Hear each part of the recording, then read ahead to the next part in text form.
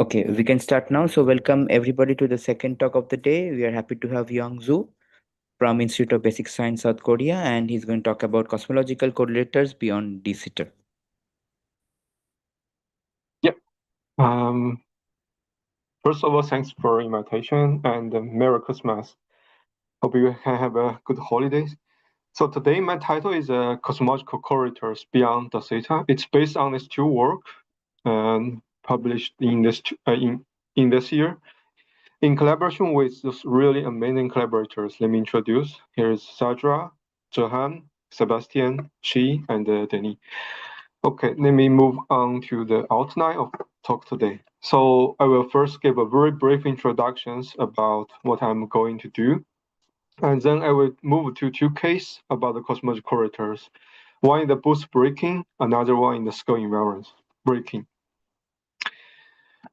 Let's see the picture, what I want to talk today. And from the bottom to up is the time directions.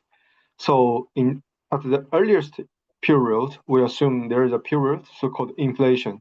And during inflation, the energy scale is extremely high, and the quantum fluctuations during inflation source many perturbations.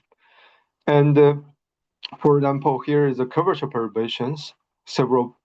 Here is the 3-point functions and the 4-point functions. They are defined at the end of inflation surface. And those correlation functions then become the initial conditions for the later universe evolutions. For example, from the same B, those temperature fluctuations correlation functions, and also we can observe it from the large scale structures, those density perturbations. There are lots of fun we can play with those cosmological correlators. Here I list two of them, and I will introduce one by one. The first one is that those kind of cosmological correlator can probe extremely high energy physics. So how it works, like the figure shown here. So here I'm taking the most simplest example. This is the 3-point functions, and we have some mass spinning particles like the red line showing here.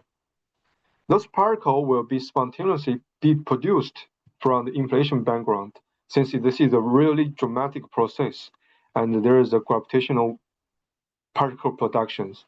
And usually, those kind of massive fields will be dilute due to the exponential expansion of the inflation.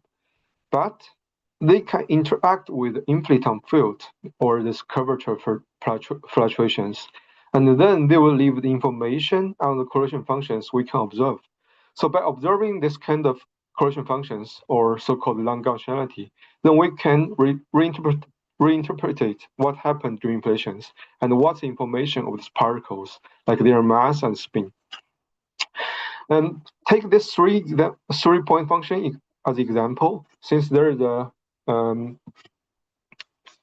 momentum conservation. So I draw a triangle like here, and we can take one particular interesting channel, so-called the soft limit. It can be used to probe the inflationary particle spectrums.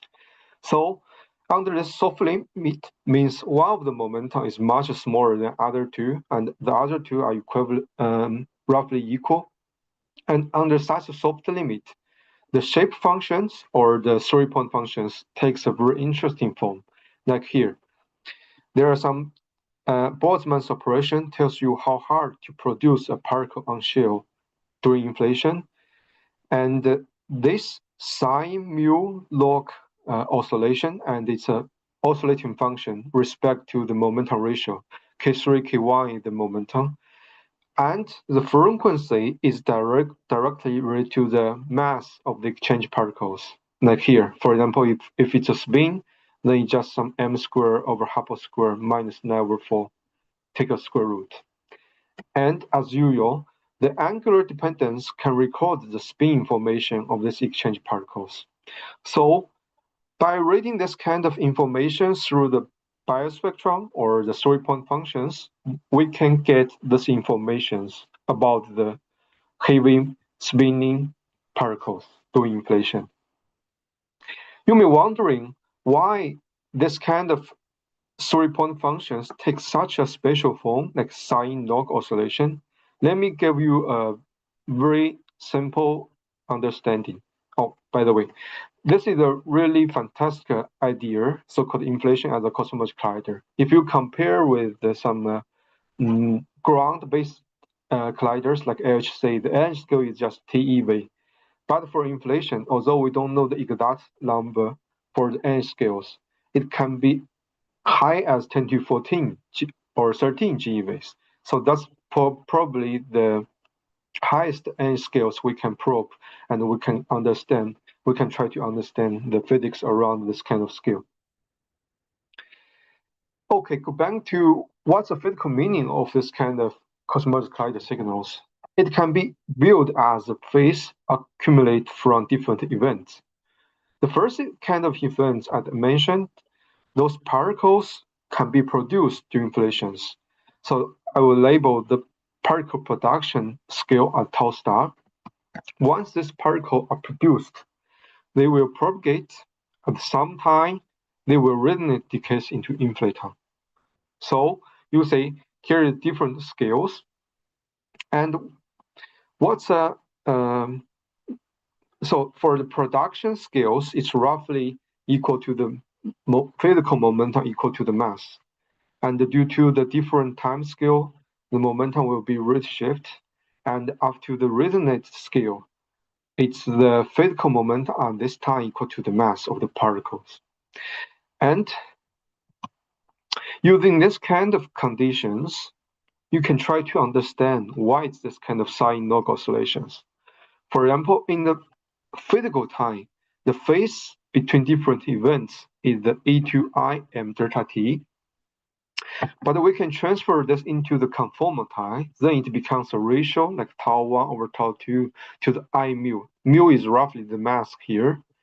And use this kind of different scale conditions like the production scale and the resonance scale, we can replace tau by the corresponding k.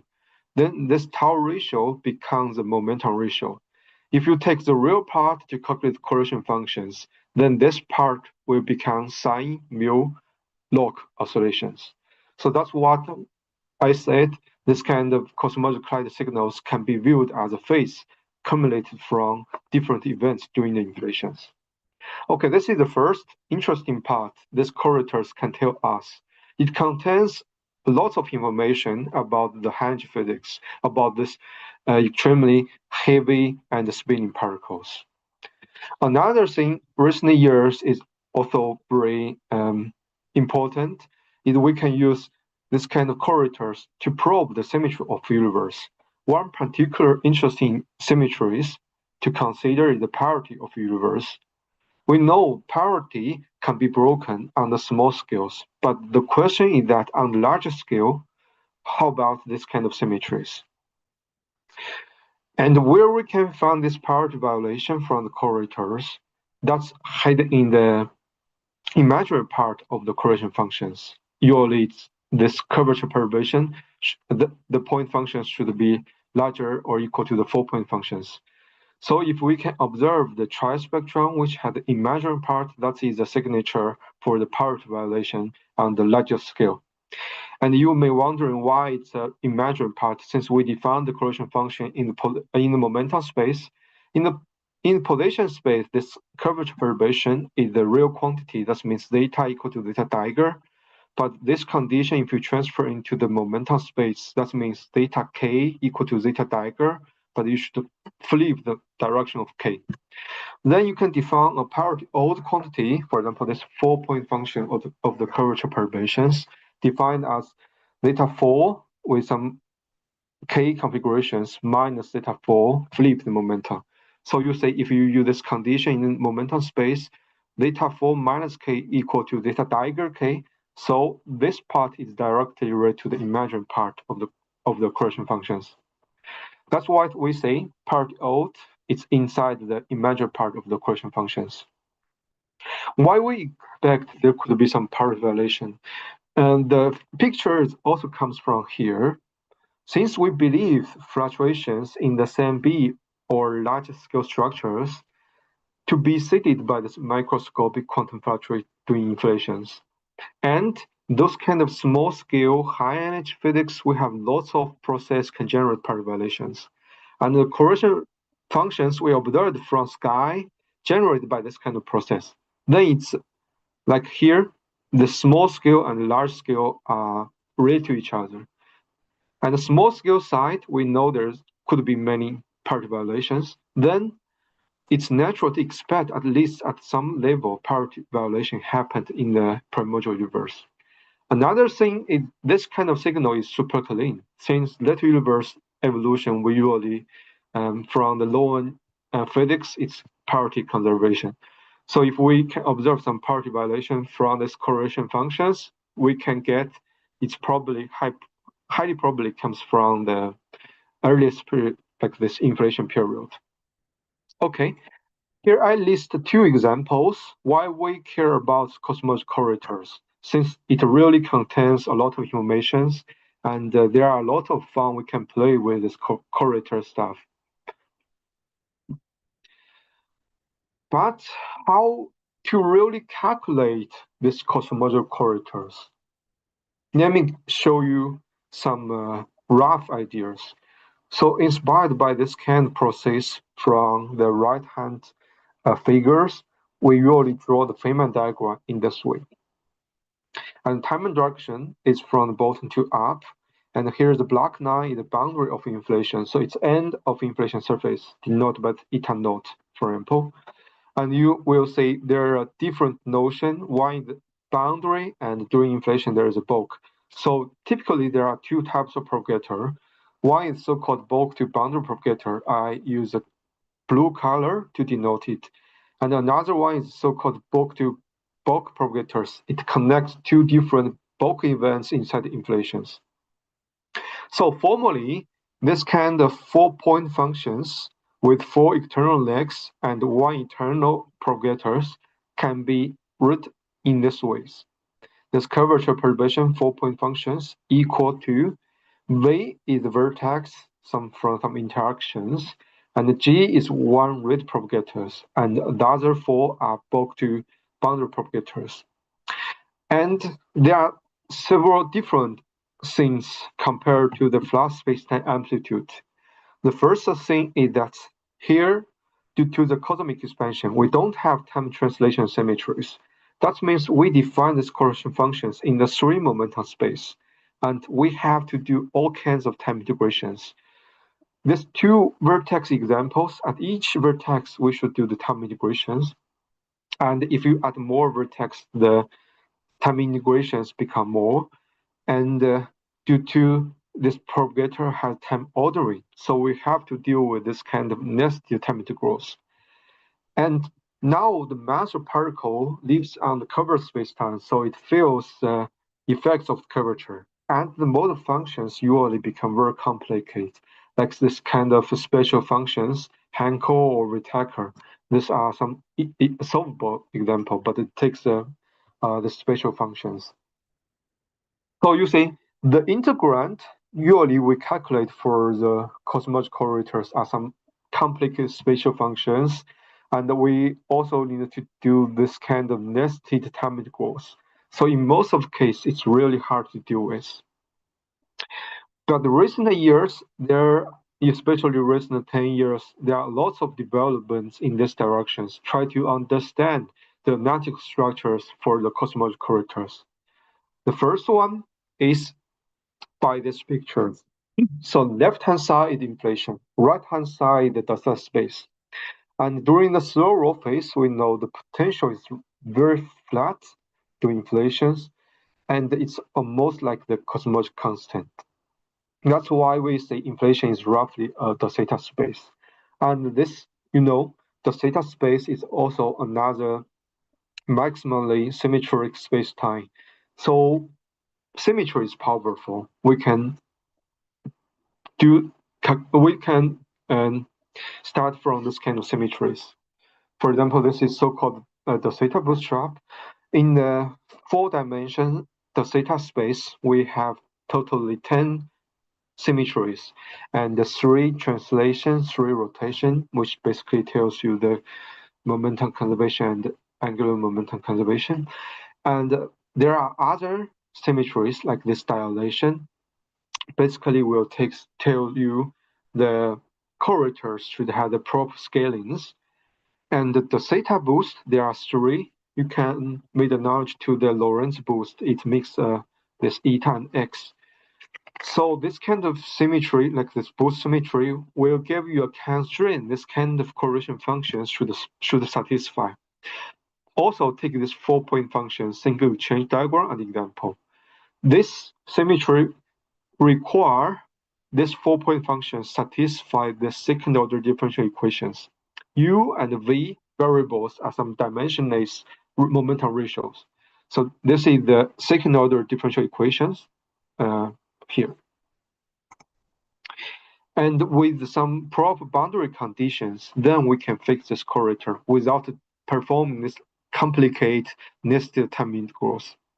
So roughly speaking, you can think into this way.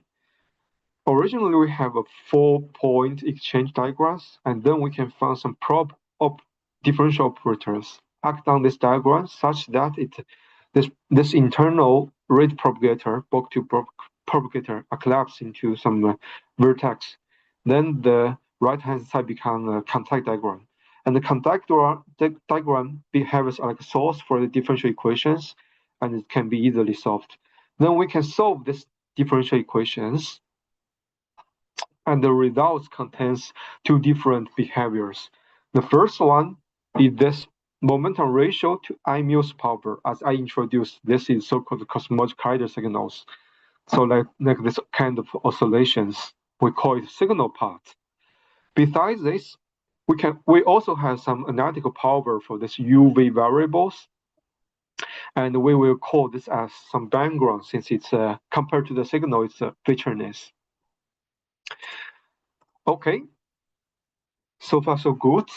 We can do more, go beyond that, do the same stories for other process. For example, in this paper with my collaborators, we consider a double massive exchange process. So there are two different massive propagator inside. Then you can try to find the associated differential operators, act on each of them, and then collapse this propagator into the corresponding single exchange diagrams. And we know this single exchange diagrams as input, then we can solve this kind of differential equations for the massive exchange. But the result is very complicated. If you want to move further, we found it's quite challenging. Okay, that's a story about this kind of using the theta asymmetries to do the correlation functions. And you can try to improve it a little bit. But another thing, if we go back to look at the comparison between inflation and the theta space, that is for the theta space, indeed there are 10 symmetries, but for inflation, it's not exact the theta space time. For example, you can think it in this way. For the translation and the rotation, I don't want to be so crazy, so I will keep this two symmetries. And as for the dilation, even for the power spectrum from the same experiment, now we already measure it very well, but you say the power spectrum is not exact scalar invariance. There is some tilt. So this kind of dilation symmetry can only be approximate symmetry. As for the boost symmetry, actually there is no reason we to believe inflation has such symmetries, because the evolution of this background field choose the preferred direction of time. Then this kind of boost symmetry are broken through this kind of preferred direction of time. So we should do this kind of cosmological bootstrap program beyond the theta lamppost. And in this talk, I will introduce two cases. One is the boost breaking and another one is the scale invariance breaking. Let me specify what I mean beyond the theta here. I'm talking this kind of symmetry breaking from the perspective of the massive fields. So usually we consider the massive fields follows the exact theta. So it's some representation for the data group, but here we try to break some of them. Okay. So what's benefits if we looking at this kind of more realistic situations? So usually it can have much larger signals, and meanwhile you can have richer phenomenology. But when you say less symmetries, that usually means it's more difficult. Okay, let's start from the first case about the boost breaking. This is the massive fields in exact space-time equation of motions.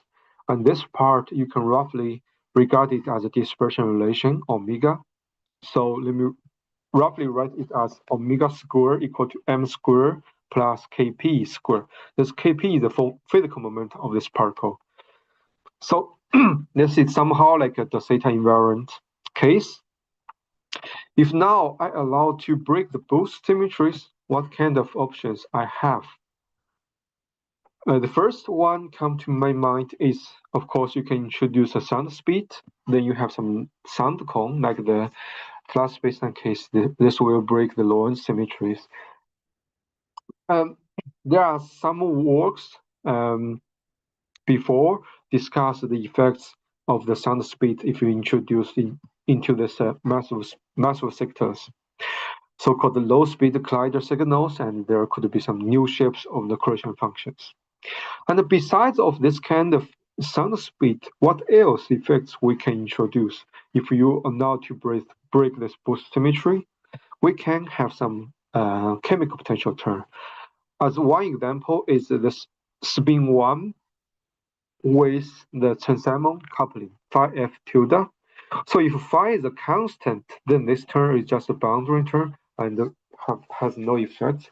But now phi is inflaton field and it has some dynamic evolutions. So through the integration by part, we can get some contributions from the phi dot, the rolling speed of inflation.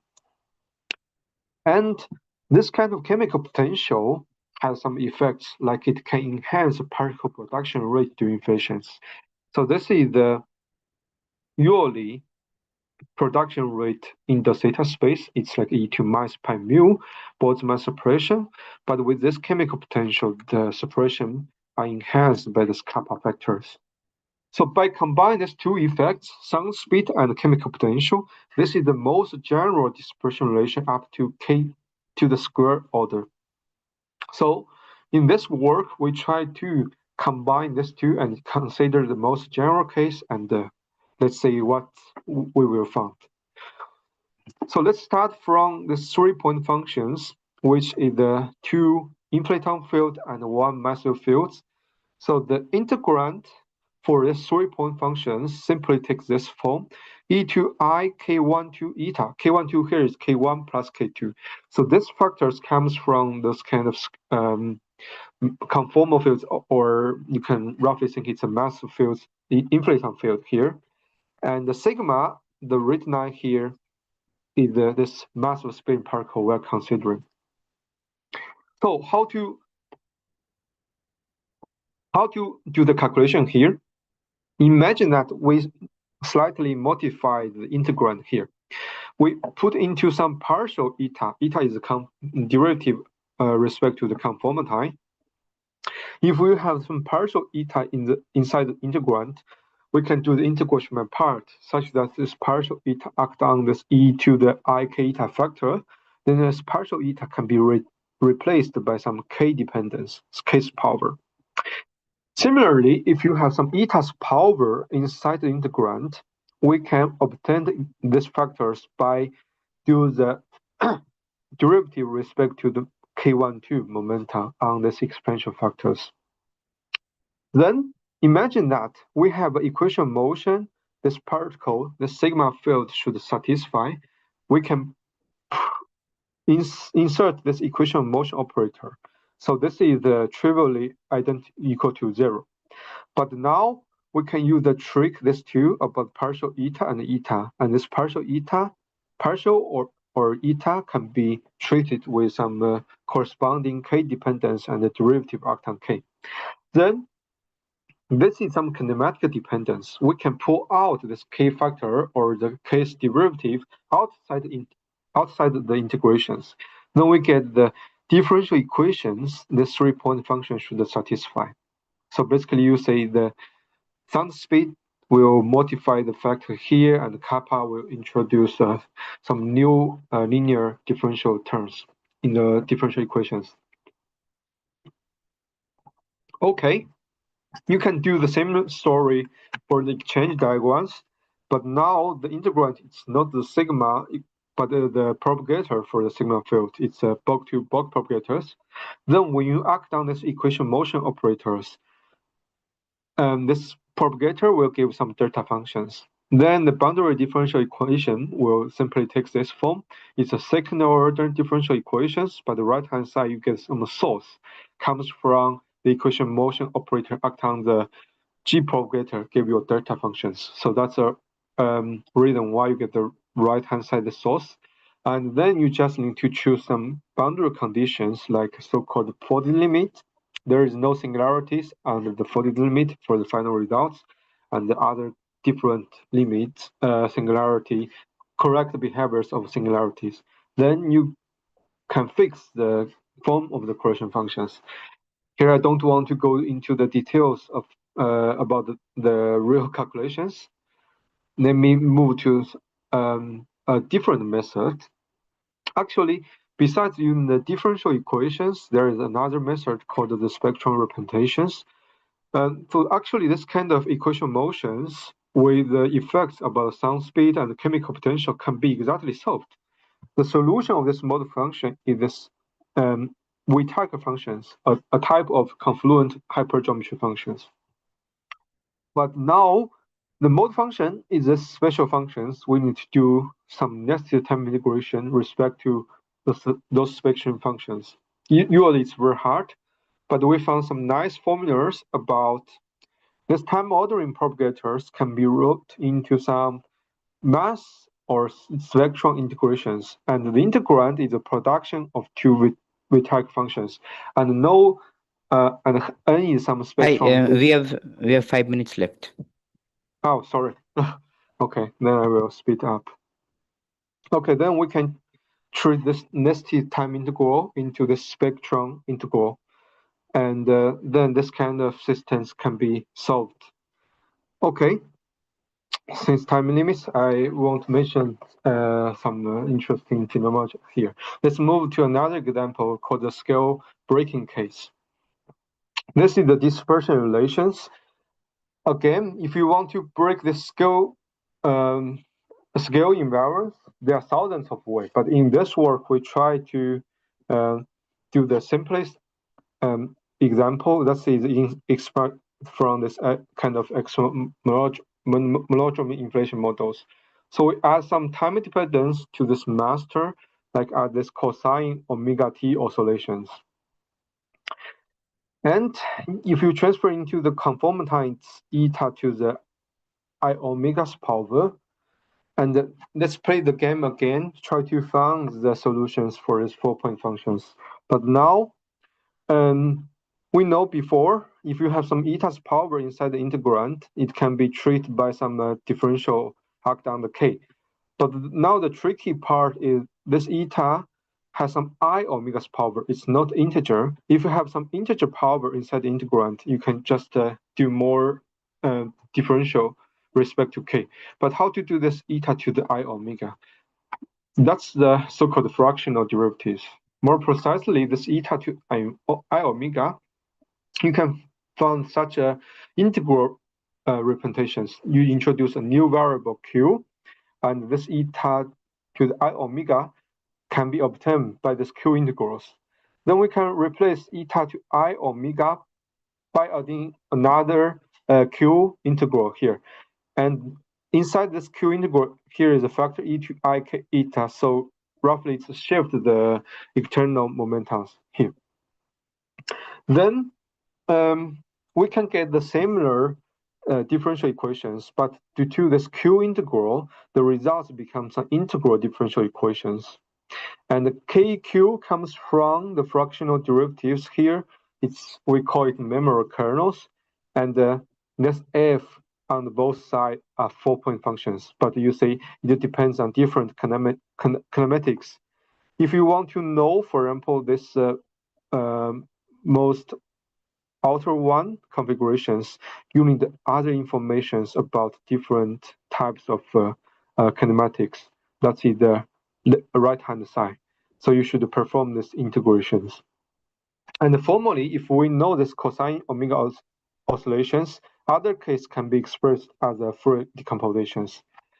And it's maybe a general feature of the scale breaking case, such becomes integral differential equations.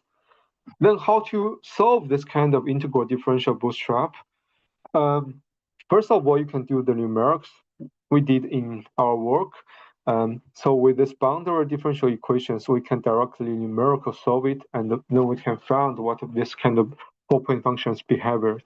Another thing is about analytical calculations. Then we can treat this mass insertion perturbatively. So the diagram effectively becomes a mass insertion.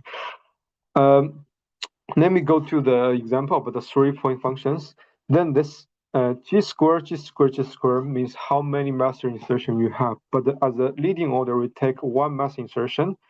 And then we can solve this integral differential equation perturbatively. So zeroth order means there's no mass insertion. So it's just a constant mass case, which already know how to solve it exactly. Then use this F0 result, we can pull into this right-hand side and solve these integrations, which will then result into the local differential equations. Then we get a differential equation about this F plus 1, means the one mass insertions.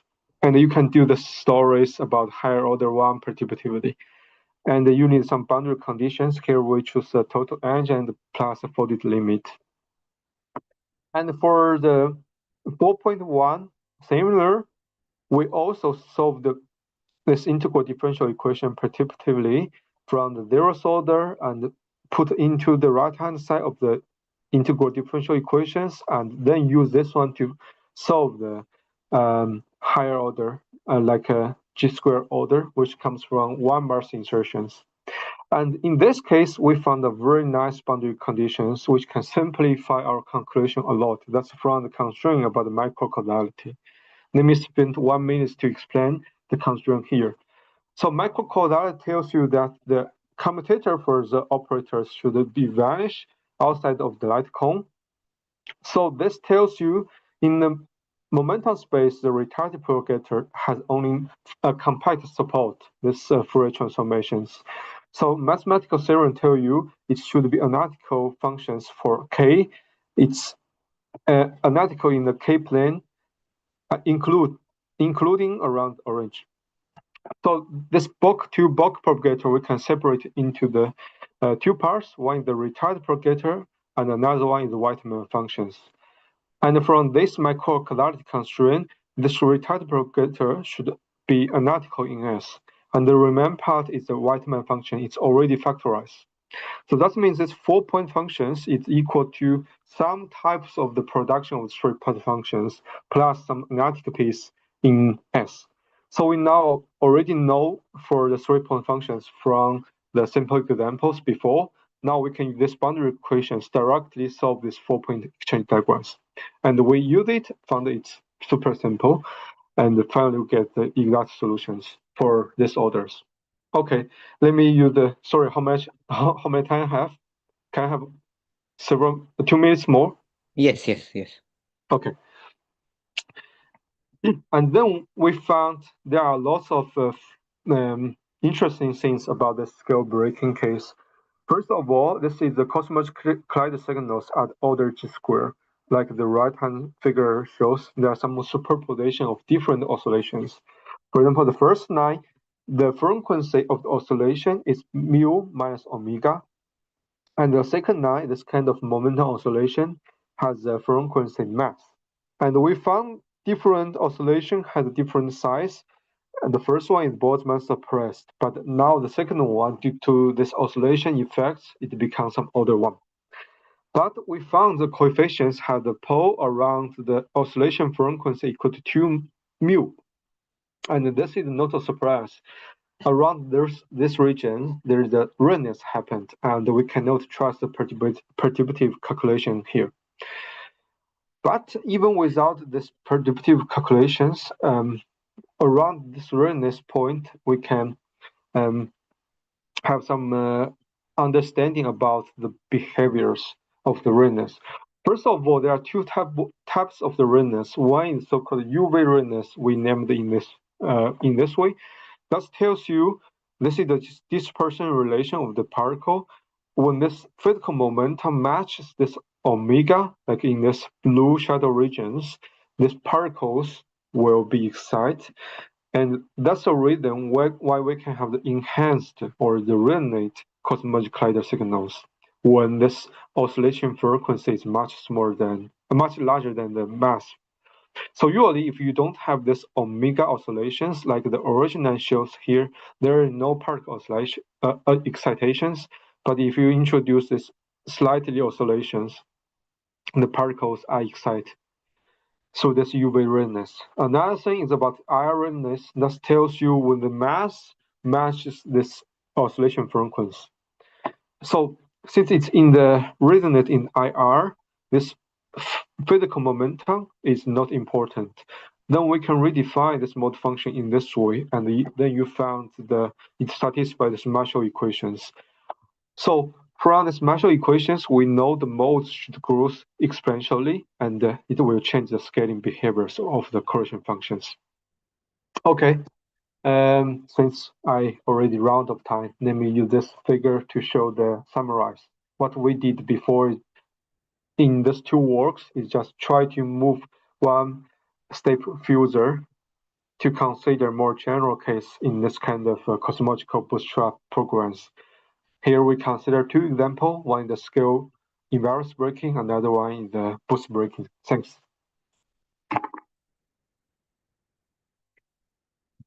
Okay, thank you for the nice talk. Any